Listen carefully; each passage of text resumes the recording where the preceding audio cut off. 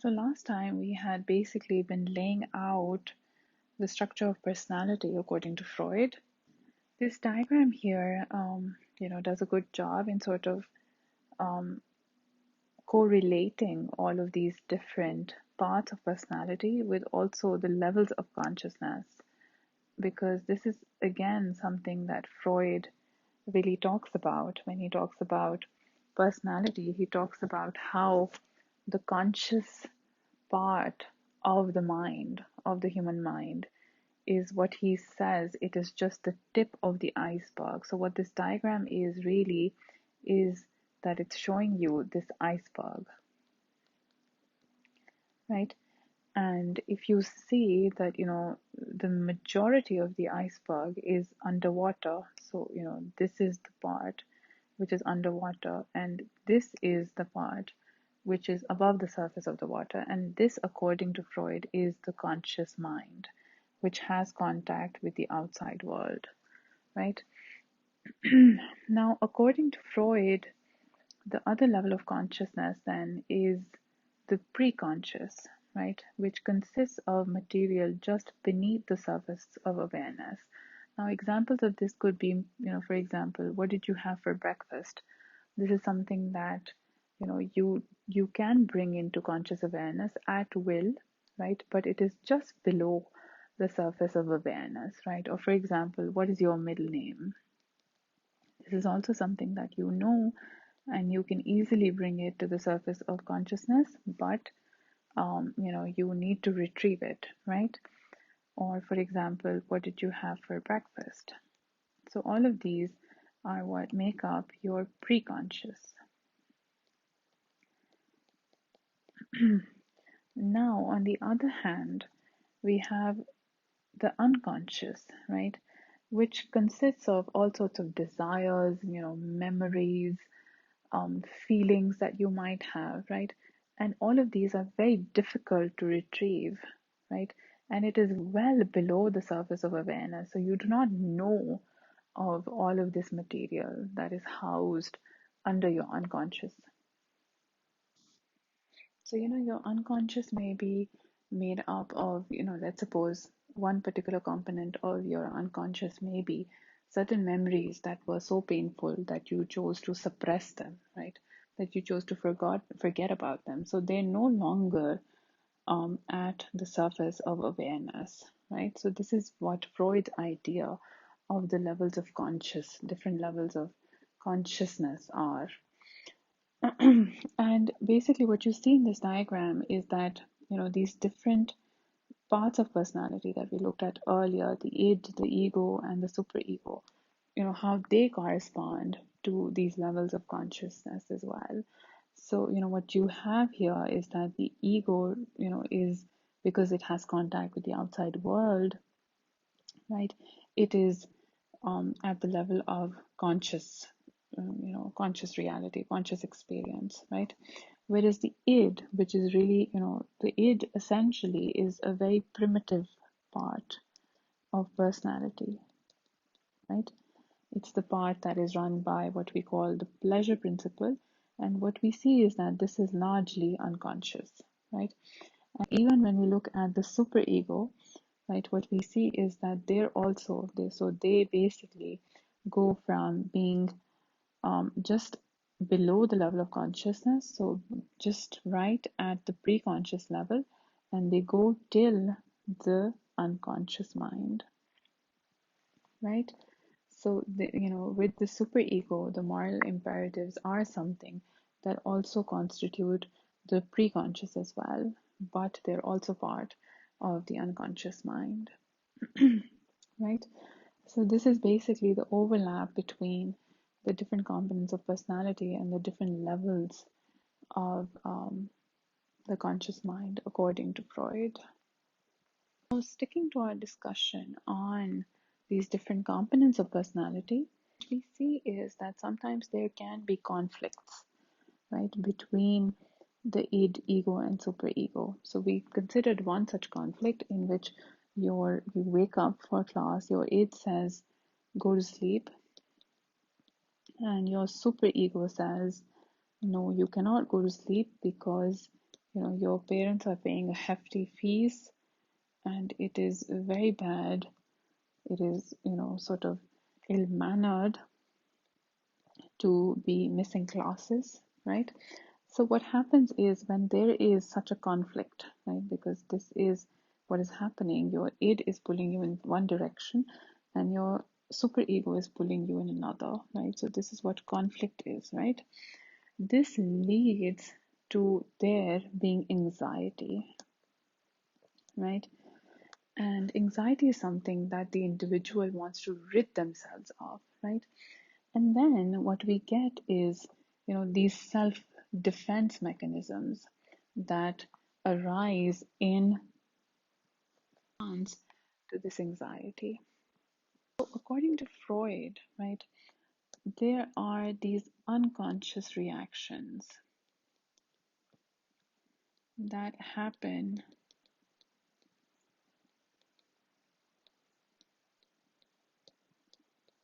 in the face of anxiety, or an unpleasant emotion like anxiety or guilt, right? And what these unconscious reactions try to do is that they try to minimize this anxiety or this guilt, right? Let me show you what these some of these defense mechanisms look like. So the first of the defense mechanisms that we consider is something that's called repression, right? So this is basically that you keep distressing thoughts and feelings buried in the unconscious, right? So let's suppose you have a very, very disturbing memory, something very bad happened to you, right? And you keep it, you try to suppress it and you make it part of your unconscious. You don't think about it until you sort of make it part of your unconscious. So you're not no longer aware of it, right? Again, an example is a traumatized soldier has no recollection of the details of a close brush with death. So, a soldier who was just about to die, they cannot recollect this incident at all because they have repressed it, right? So, this is the first defense mechanism that we look at. The second is what we call projection, right? This is basically that you attribute one's own thoughts, feelings, or motives to another. So, for example, if you have, let's suppose, a teacher and you don't like that teacher, you don't like that instructor, and you say to someone, "Oh, I know you don't like this instructor." You say to your friend or you say to your classmate, "Oh, I know you don't like this instructor." So, what are you doing? You're projecting your own feelings, right? Your own feelings to another person. So, for example, you have an example here as well that a woman who dislikes her boss thinks she likes her boss but feels that the boss doesn't like her. So, in this case, what the woman has done is that she's projected her own feelings of dislike onto the boss, right? That she's saying that she's thinking the boss doesn't like her, whereas actually she doesn't like the boss, right? So this is also an example of projection or of attributing your own thoughts or feelings to another, right? Then you have displacement, right? And this is basically when you divert your own emotional feelings from their original source to a substitute target. What that means is that there's someone who's making you angry, but rather than sort of, screaming at them, you scream at someone else. You take that anger out on someone else, right? An example could be that, after your parents scold you, what you do is that you go and you start hitting your younger sibling, right? Or let's suppose, a father works at this office and the boss tells him off really badly, and he goes back home and he screams at his wife, right? So that's also an example of displacement. Then you have what is called reaction formation, right? And reaction formation is basically that you behave in a way that is opposite to how you actually want to behave. So let's suppose, you really dislike your boss, but you behave very, very nicely towards them, right? Or there's a particular person that you cannot stand, but you try to be very, very nice to them, right? Example that's given here is that you have a parent who unconsciously resents a child, but who spoils the child with outlandish gifts, with, very, very exaggerated gifts, right? So it's basically reacting in a way that is opposite to how you actually want to react, right? Then you have something that is called regression. And a regression is basically that you revert to immature patterns of behavior or immature patterns of being. And, something like, someone has a temper tantrum when they don't get their way, right? So, sort of they go back to being somewhat of a child in that instance, right? So, this is what the defense mechanism of regression is about, right? Then you have something that's called rationalization, right? Which is basically creating false but plausible excuses to justify behavior that's unacceptable. So let's suppose in the example that we were considering earlier, of a student who wakes up, and they know they ought to go to class, but they don't feel like it. They feel like going back to sleep, right? So rationalization in that sense might be that, we don't do anything in class anyway. What's the point? And, it's going to be so boring. And I will, just study from the recorded lecture later on. So that is rationalization, that you're creating false but plausible excuses to justify unacceptable behavior. Example given here is that, you have a student who's watching TV instead of studying, saying that additional study is not going to do them any good, right? So that's rationalization. Then you have identification, right? Identification is basically you sort of increasing your self-esteem by forming an imaginary or real alliance with some person or a group. So an example here is that, an insecure young man joins a fraternity to boost his self-esteem. Or for example, you join any particular group, right?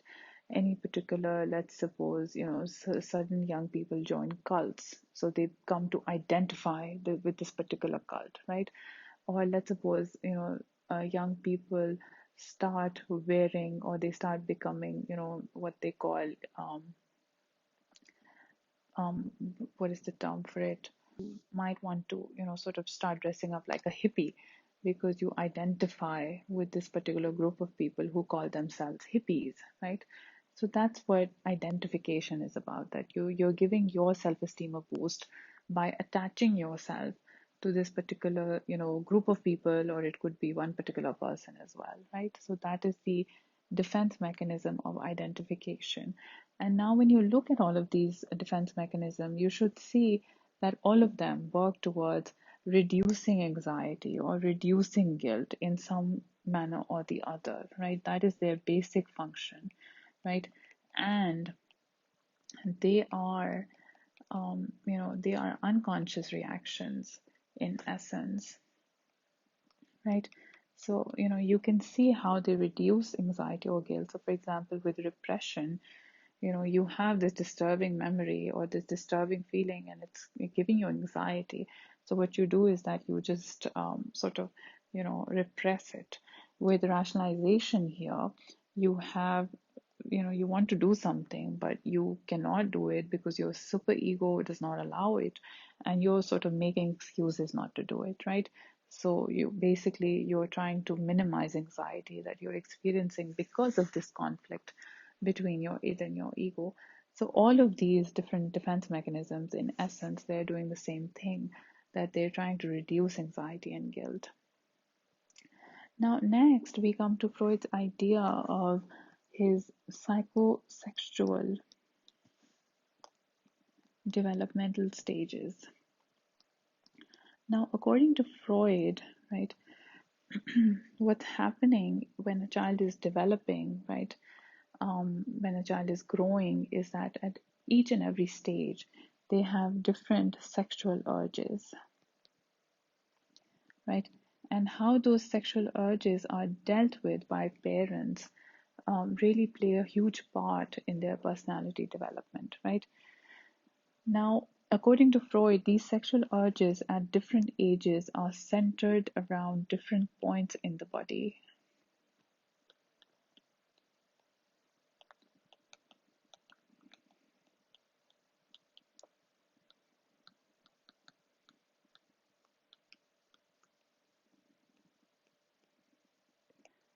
So, for example, during the oral stage that you have here, which is, from 0 to 1 years of age, the sexual urges are centered around the mouth, right? So, a child gains pleasure from the activity of sucking or biting, right?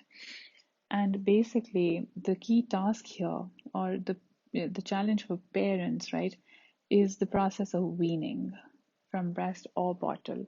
So, according to Freud, if, for example, you overdo oral stimulation during this stage, right, during the 0 to 1 years of age, right? If you overdo it, if you let the child sort of, drink too much from the bottle or suck on their thumb too much, right? You give them too much pleasure with regards to oral stimulation, or you let them have too much pleasure with regards to oral stimulation.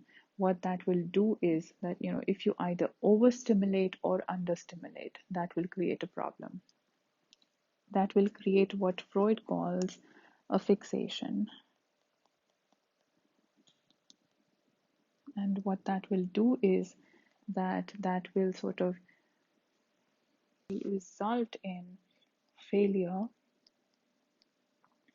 Sorry, that will result in failure to move to the next stage.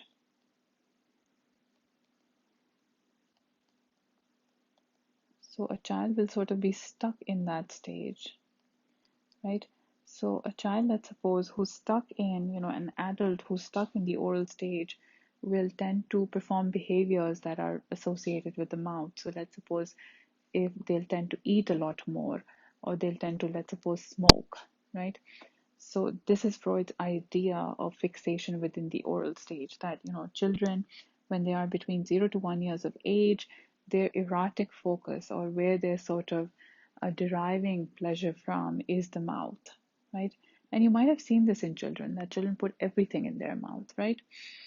And basically, what parents are trying to do is that they're trying to minimize this sort of focus, in the sense that when a child approaches 2 years of age, you're trying to wean them, right? You're trying to have them, leave the bottle or the breast, and you're trying to have them stop sucking on their thumb or whatever, on objects, different objects so much, right?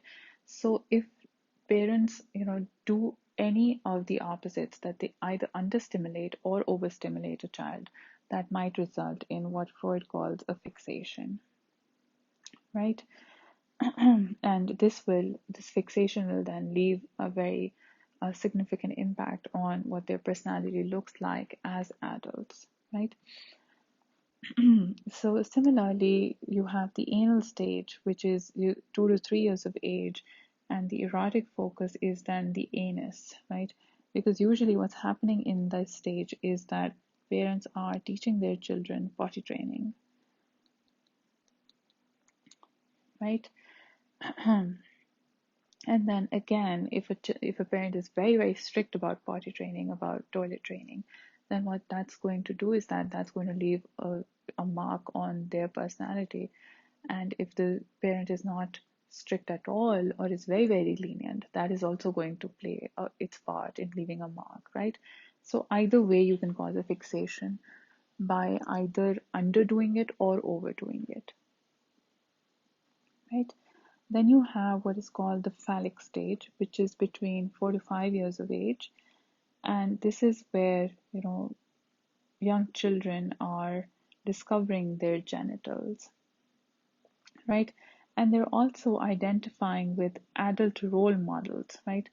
So according to Freud, what happens during the phallic stage is that, particularly boys, so during the phallic stage, Freud believed that boys develop what he calls the Oedipus complex, in which what they do is that they develop sexual feelings for the mother, and a resentment for the father.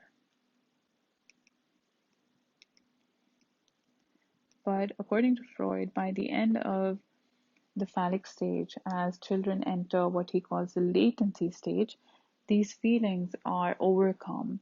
And what happens is that children start identifying with, the parent from the same gender. So boys start identifying with the father, right? So during the latency stage, which encompasses, 6 to 12 years of age, there is no erotic focus, and you're basically, your focus is on expanding social contact. So what you're doing is that you're making greater friends, you're enjoying greater relationships with, parents of the same sex as well.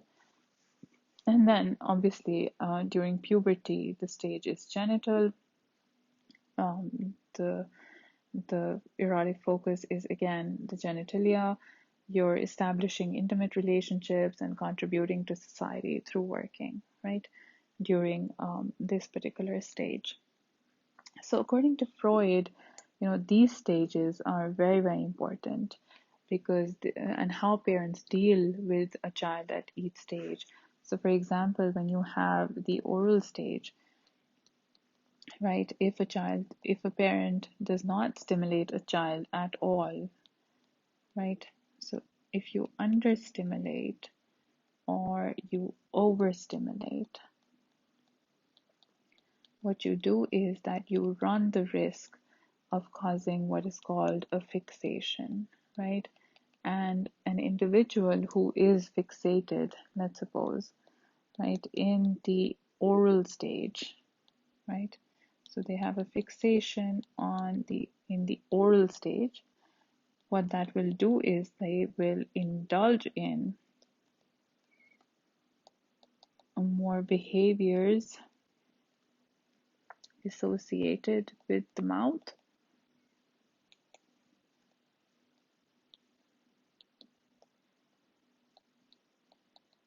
such as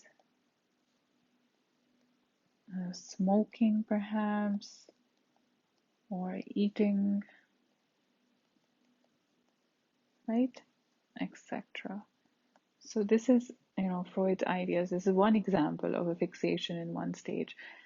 Anal fixation, if individuals are fixated in the anal stage, they tend to be, it tends to be different in the sense that it's not necessary that they indulge in more behaviors associated with the anus, but it is that, you might have heard the word used in slang that this person is very, very anal, in the sense that they're very, very strict about how things ought to be. So if a person is sort of, their parents are very strict with them regarding toilet training, this is how they become, that they become very, very strict about their own life, and they have to have a great degree of control over everything that's happening around them.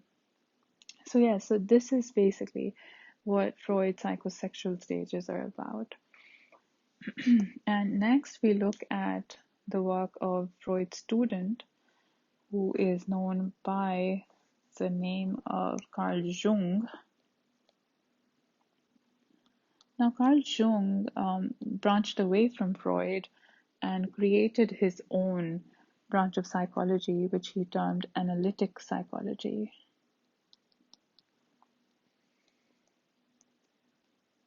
And Carl Jung, what he did was that he did not agree with Freud, you know, in how much Freud attributed all sorts of bases of behavior to sexual and aggressive urges, right? And Carl Jung, what he did was that he divided personality and Freud's idea of the unconscious into two distinct parts. So one was what Carl Jung called the personal unconscious, and the other was what Jung called the collective unconscious. So the personal unconscious is very much like what Freud's idea of the unconscious was, but the collective unconscious is basically Jung. What he argued was that there is evidence of there being these, very, he believed that there were these, images that were very, very emotionally charged, right? And these images were universal in terms of what they aroused, the sort of feelings that they aroused in people, right? So, sorry, emotionally charged, right? And these are what he called archetypes, right? And these archetypes, so these images that are extremely emotionally charged and carry some kind of universal meaning, right? This is what he took as evidence for there being a collective unconscious. What we mean basically by a collective unconscious is that it is shared by all members of the species, right? Whereas a personal unconscious is obviously something that is personal to an individual. Let me show you an example of archetypes.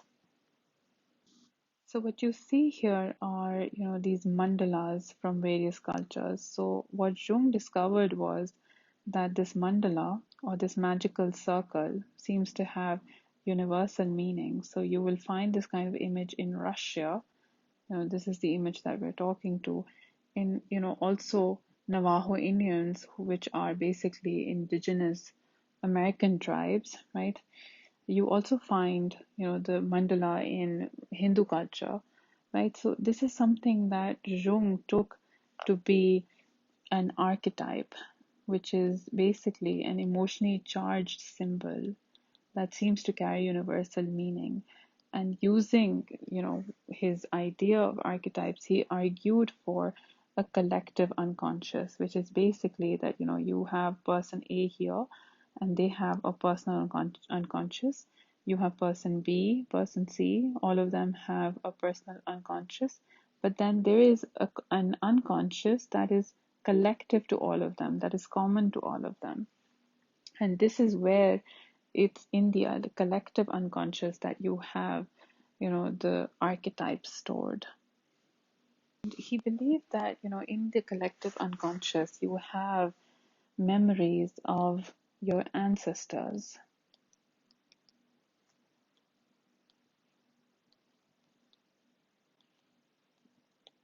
right? And these are basically what the archetypes are, right? So this is how Carl Jung's analytical psychology differs from Freud's psychoanalytic school.